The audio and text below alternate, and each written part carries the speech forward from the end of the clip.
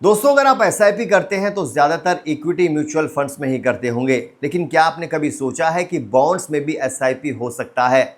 आज इस वीडियो में मैं आपको बताऊंगा बॉन्ड एसआईपी कैसे काम करता है, मिनिमम कितना लगता है, इक्विटी एसआईपी से कितना अलग होता है और बिगिनर्स के लिए कौन सा विकल्प काफी सुरक्षित होता है। वीडियो को लास्ट तक जरूर देखिएगा दोस्तों, क्योंकि लास्ट में मैं असली में क्लियर रिकमेंडेशन करने वाला हूं। तो सबसे पहले ये जान लीजिए कि बॉन्ड एसआईपी क्या है और ये कैसे काम करता है। समझ लेते हैं, वीडियो को ध्यान से जरूर देखिए।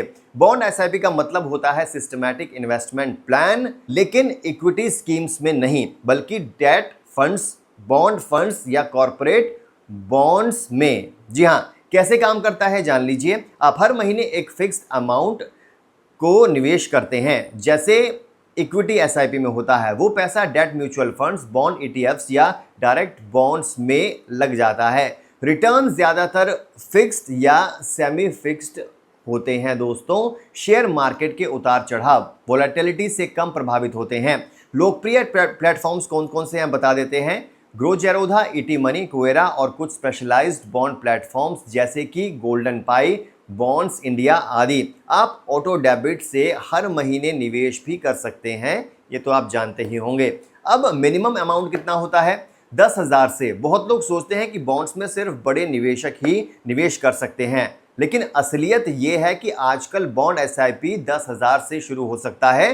कुछ प्लेटफॉर्म्स पर और भी कम होता है दोस्तों। ये डायरेक्ट कॉर्पोरेट बॉन्ड्स में कभी कभी मिनिमम ज्यादा होता है, जैसे कि 1 लाख प्लस, लेकिन डेट म्यूचुअल फंड्स और बॉन्ड फंड्स में एसआईपी 500 और 1000 रुपए से भी शुरू हो जाता है। अगर आप खास तौर पर बॉन्ड एसआईपी देख रहे हैं तो प्लेटफॉर्म्स आमतौर पर 10,000 मंथली से ऑफर करते हैं। ये टिप क्या है? पहले डेट म्यूचुअल फंड एसआईपी से शुरू करें, फिर अनुभव के बाद डायरेक्ट बॉन्ड्स ट्राई कर सकते हैं।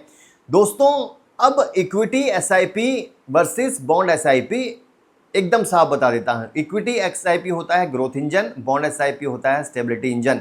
समझदार निवेशक दोनों को मिलाकर रखते हैं, एसेट एलोकेशन यानी।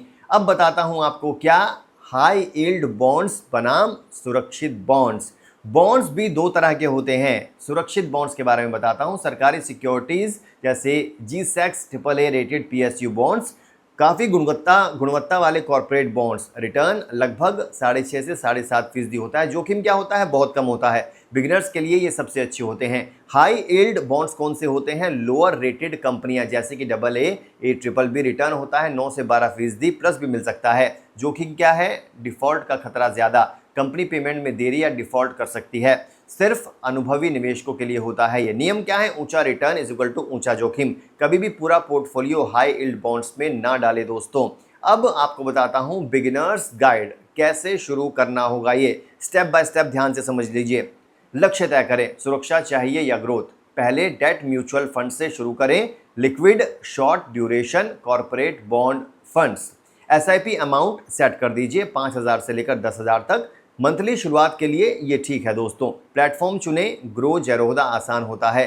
6 से 12 महीने बाद पोर्टफोलियो रिव्यू करें। अगर सहज हो तो थोड़ा हिस्सा डायरेक्ट बॉन्ड्स में भी शिफ्ट कर सकते हैं। इंपॉर्टेंट टिप क्या है दोस्तों? इमरजेंसी फंड को अलग रखना बेहद जरूरी होता है।